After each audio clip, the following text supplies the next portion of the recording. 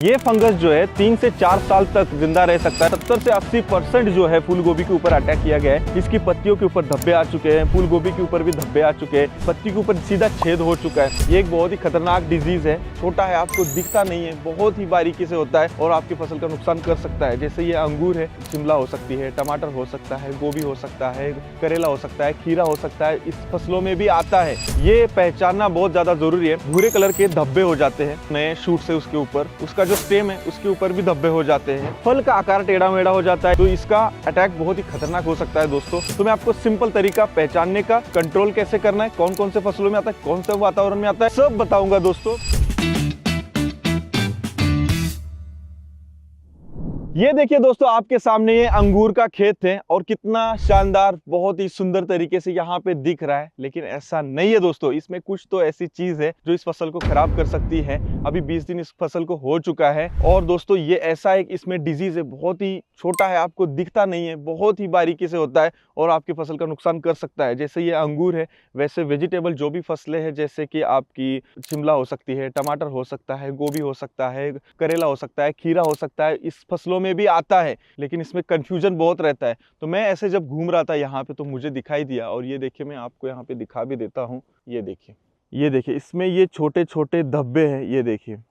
और ये धब्बे देख के आप कह रहे होंगे कि ये ब्लाइट है या स्पॉट ब्लाइट है या बैक्टीरियल लीफ स्पॉट है या डाउनी है। तो ऐसा नहीं है दोस्तों, ये एक बहुत ही खतरनाक डिजीज है। हमारे डिजीज पेस्ट सीरीज का ये बहुत ही महत्वपूर्ण डिजीज है दोस्तों। इस वीडियो को छोड़िएगा मत, क्योंकि ये पहचानना बहुत ज्यादा जरूरी है। क्योंकि इसको हम पहचान नहीं पाते, इसके ऊपर सही से दवा छिड़काव नहीं कर पाते और ये हम कंट्रोल अच्छे से इसको कर नहीं पाते, क्योंकि इसके बारे में हमें ज्यादा नॉलेज ही नहीं है। तो मैं आपको इस वीडियो में इसके बारे में बताऊंगा। तो दोस्तों ये डिजीज का नाम है एंथ्रेक्नोज। ये बहुत ही कंफ्यूजन वाला डिजीज है, क्योंकि हम दवा अगर गलत मार दिए तो खर्चा हमारा बढ़ जाता है और इसके ऊपर कंट्रोल भी नहीं होता है। तो मैं आपको सिंपल तरीका पहचानने का, कंट्रोल कैसे करना है, कौन कौन से फसलों में आता है, कौन से वातावरण में आता है, सब बताऊंगा दोस्तों। मैं हूं संतोष और स्वागत है आपका इंडियन फार्मर चैनल में। और चैनल को अभी तक आपने सब्सक्राइब नहीं किया तो सब्सक्राइब जरूर कीजिएगा। तो चलिए पूरी जानकारी लेते हैं एंथ्रेक्नोज के बारे में। तो सबसे पहले तो हम जानते हैं एंथ्रेक्नोज को पहचानना कैसे है। इसको पहचानना बहुत ही ज्यादा जरूरी है। कंफ्यूजन नहीं करना है कि ये कोई और रोग है क्या, ऐसा नहीं करना है।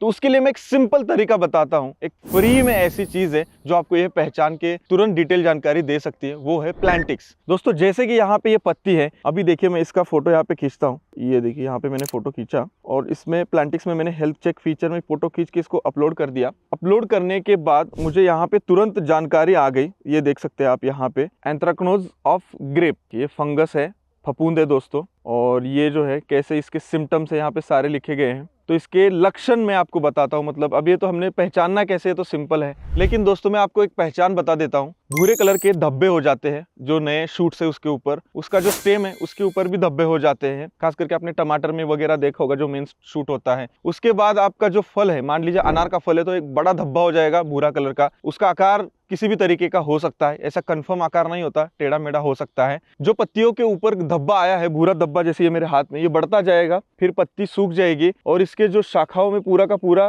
निर्जीव हो जाएगा ये, और ये फिर घिर जाएगा। तो इसका अटैक बहुत ही खतरनाक हो सकता है दोस्तों। अगर ओवर हो गया ये तो बहुत ही मुश्किल हो सकता है। पहचान इसकी बहुत ही सिंपल है, बस हमें ध्यान देना है कि धब्बे इसके ऊपर, नए शूट्स के ऊपर है क्या, शाखाओं के ऊपर भी आए हैं क्या, फलों के ऊपर आए हैं क्या। अगर फलों के ऊपर आए हैं तो हमारे खेत में समझिए कि बहुत ज्यादा आगे हम चले गए, पहले हमने कंट्रोल नहीं किया है। तो पहले इस तरीके से पहचानना है। आप प्लांटिक्स से भी इजीली पहचान सकते हैं दोस्तों। तो चलिए अब जानते हैं ये कौन कौन से फसलों में आता है। एंथ्रेक्नोज एक बुरशी जनित रोग है दोस्तों, यानी कि ये फंगस है। ये फंगस अगर आपके फसल पे आता है तो बहुत ही लंबे समय तक टिका रहता है और आपके फसल को ना खाते जाता है, खराब करते जाता है। लेकिन ये कौन कौन से फसलों में आता है, तो यहाँ पे देखिए ये फूल गोभी है, फूल गोभी के ऊपर आया है। इधर खीरा है, खीरे के ऊपर भी आया है। उधर टमाटर है, टमाटर के ऊपर भी आया है। मैं इसलिए बता रहा हूँ क्योंकि पास पास होने से देखिए वो फंगस किस तरीके से फास्टली ग्रो होता है। इसके अलावा अंगूर हो, आम हो, अनार हो, फलों की खेती अलग अलग तरीके की होती है, उनमें आता है। उसके बाद वेजिटेबल्स में हमारा शिमला, टमाटर, फूल गोभी, पत्ता गोभी सब में आता है। उसके अलावा जो हम खरीफ के सीजन में सोयाबीन लगाते हैं, जवार लगाते हैं, मक्का लगाते हैं, उसमें भी आता है। लगभग ये एंथ्रेक्नोज हर फसलों में देखा जाता है दोस्तों, बहुत सारे फसलों में देखा जाता है। नुकसान की अगर बात की जाए तो यहाँ पे अगर आप फूल गोभी देखेंगे तो दोस्तों यहाँ पे 70 से 80% जो है फूल गोभी के ऊपर अटैक किया गया है। इसकी पत्तियों के ऊपर धब्बे आ चुके हैं, फूल गोभी के ऊपर भी धब्बे आ चुके हैं,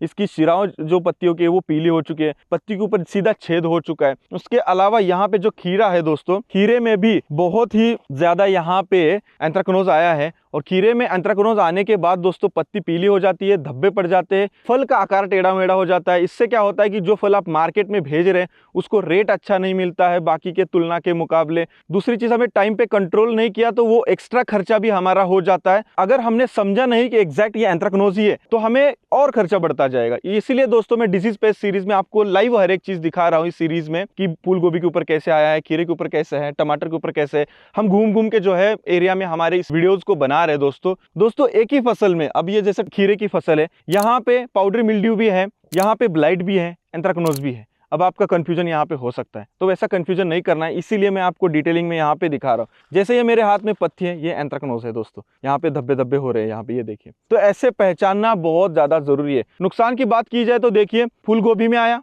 खीरे में आया, टमाटर में आया, तो इस तरीके से जो है दोस्तों आपको बहुत ही बड़ा फटका बैठ सकता है एंथ्रेक्नोज से। नुकसान के स्तर पे 80-90-100% तक फटका भी बैठ सकता है। तो अब जानते हैं हम इसके कारण क्या है, ये आता क्यों है। अब ये क्यों आता है, कब आता है दोस्तों, ये जो फंगस है ना, ये कोलेटोट्रिकम प्रजाति का ये फंगस है दोस्तों। और ये फंगस जो है 3 से 4 साल तक जिंदा रह सकता है। और ये रहता कहाँ पे है, ज्यादातर हमारे खेत के आसपास जो कचड़ा होता है, पत्तियां होते हैं या कई सारे बीज हमने फेंके होते हैं, उसके ऊपर ये जिंदा रहता है। और जब कंटिन्यू बारिश होती है, बारिश खुलती है, तो उस टाइम पे एक्टिवेट हो जाता है। उसके अलावा टेम्परेचर 20 से 30 रहता है और हाई ह्यूमिडिटी रहता है, उस टाइम पे भी एक्टिवेट हो जाता है। पत्तियों के ऊपर जब ज्यादा पानी रहता है, जैसे कि रात में फॉग आता है, कोहरा हमारे यहाँ बोलते हैं, या ड्यू रहता है, तो छोटा छोटा इसके ऊपर ड्रॉपलेट्स रहता है, रात भर पानी रहता है, तो एक्टिवेट होता है। क्योंकि एक फंगस है, बैक्टीरिया है दोस्तों, वो बढ़ता जाता है पत्तियों के ऊपर और पत्तियों को डैमेज करने लगता है। ये सारे दोस्तों कारण है ये फंगस आने के। अब हम जानते हैं इसके ऊपर नियंत्रण कैसे करना है। एंथ्रेक्नोज के कंट्रोल के लिए दोस्तों मैं बहुत ही बढ़िया आपको टिप्स देने वाला हूं। वीडियो को कंटिन्यू देखिए, छोड़िएगा मत और शेयर करते रहिएगा फटाफट। पहली चीज तो मैं आपको बताऊं, एंथ्रेक्नोज से आपको बचना है तो फसल में स्पेसिंग होना चाहिए। अगर आप बहुत पास लेते हैं तो बहुत ही जल्दी इसके ऊपर अटैक हो सकता है, बहुत ही जल्दी स्प्रेड हो सकता है। चाहे आप वेजिटेबल लगा रहे हैं, फलों की खेती कर रहे हैं, फूलों की खेती कर रहे हैं, कोई भी खेती कर रहे हैं, तो ये याद रखिएगा स्पेसिंग होना चाहिए। फसल में रोटेशन होना चाहिए। आपके खेत के आसपास कचरा नहीं होना चाहिए। हमेशा जब आप पूरी फसल खत्म हो जाती है, पूरा बाहर निकाल देना है, साफ करना है पूरा कचरा बाहर, कहीं आप जहाँ पे कंपोस्ट करते हैं वहां पे ले जाके डाल देना है। कोई भी आप वैरायटी का चुनाव करते हैं तो एंथ्रेक्नोज रेजिस्टेंट वैरायटी का चुनाव कीजिएगा। बहुत सारे एंथ्रेक्नोज रेजिस्टेंट वैरायटियां मिलती हैं, वो जरूर ध्यान दीजिएगा।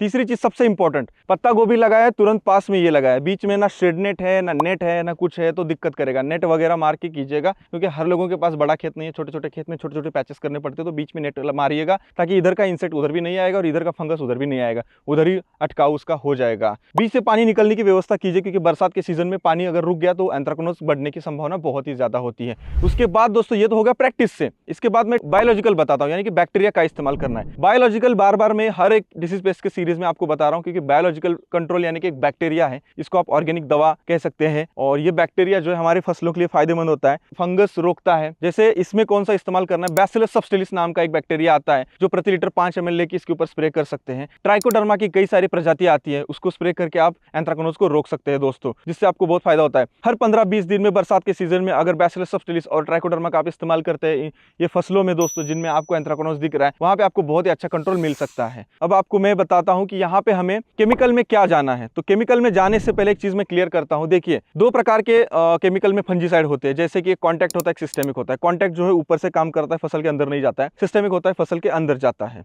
अब एंथ्रेक्नोज में क्या इस्तेमाल होता है, फंजीसाइड होता है, यानी कि फंगस मारने के लिए फंजीसाइड इस्तेमाल किया जाता है। और मैं आपको अभी जो मोलेकुल बताने वाला हूं वो केमिकल का नाम है, कंटेंट का नाम है। जब आप दुकानदार के पास जाते हैं तो उनको बोलना है कि हमें भाई ये मोलेकुल का दवा दो, जो भी ब्रांड में सस्ता है वो लेना है, दवा का छिड़काव करना है, यहाँ पे पैसा बचाना है। आपका पानी, बहता पानी कोई भी चलेगा, कुएं का भी चलेगा, बोरवेल का भी चलेगा, उसका पीएच चेक कर लीजिए, 7 पीएच चाहिए। दवा बनाने के बाद भी पीएच 7 चाहिए। जब भी आप स्प्रे करते हैं, मास्क, हैंड ग्लोव्स पूरा सेफ्टी से स्प्रे कीजिएगा। स्प्रे जो करते हैं सुबह 6 से 10 कीजिएगा, शाम को 4 से 6 बजे कर सकते हैं। पत्तियों के ऊपर पानी नहीं होना चाहिए, सूख जाना चाहिए। पानी में मारेंगे तो दवा का कॉन्सेंट्रेशन कम हो जाएगा, ये याद जरूर रखिएगा। इसके बाद में आपको दोस्तों फफूंदनाशक कौन कौन से इस्तेमाल कर सकते हैं, फंजीसाइड, एजोस्ट्रोबिन आप इस्तेमाल कर सकते हैं 23% वाला। उसके बाद कैप्टन इस्तेमाल कर सकते हैं 50% WG वाला। उसके बाद कॉपर सल्फेट इस्तेमाल कर सकते हैं 2.62% वाला। उसके बाद कॉपर हाइड्रोक्साइड इस्तेमाल कर सकते हैं 53.8% DF वाला। इसके बाद आप किटाजिन का इस्तेमाल कर सकते हैं। ये सारे फफूंदनाशक ना यहाँ पे ढेर सारे हैं, मैं स्क्रीन पे डाल देता हूँ। अब ये फफूंदनाशक सारे फसलों को नहीं चलेंगे, हर एक फफूंदनाशक फसल के अनुसार होता है दोस्तों। तो आप CIB सेंट्रल इंसेक्टिसाइड बोर्ड ये वेबसाइट पे जाइएगा, वहां पे आपको डिटेल में जानकारी मिलेगी कि खीरे के लिए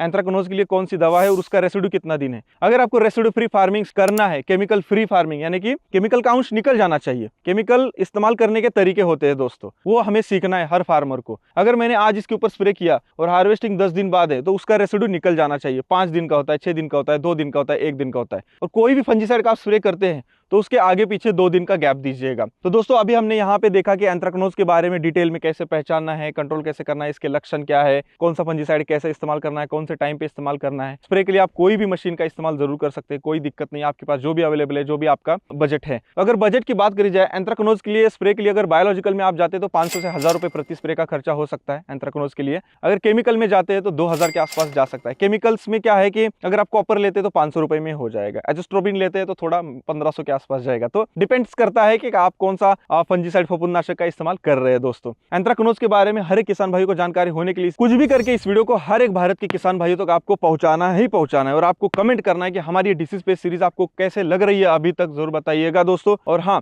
अभी तक हमारे चैनल को आपने सब्सक्राइब नहीं किया तो प्लीज यार सब्सक्राइब कर दो। बहुत ही मेहनत से हम वीडियो बना रहे हैं, बहुत ही शानदार वीडियो बना रहे हैं, इस डिसीज पेस्ट सीरीज को बनाने की कोशिश कर रहे हैं। और मिलते हैं एक और नई वीडियो के साथ दोस्तों, तब तक करते रहिए मेहनत, क्योंकि पावर है तो पावर है।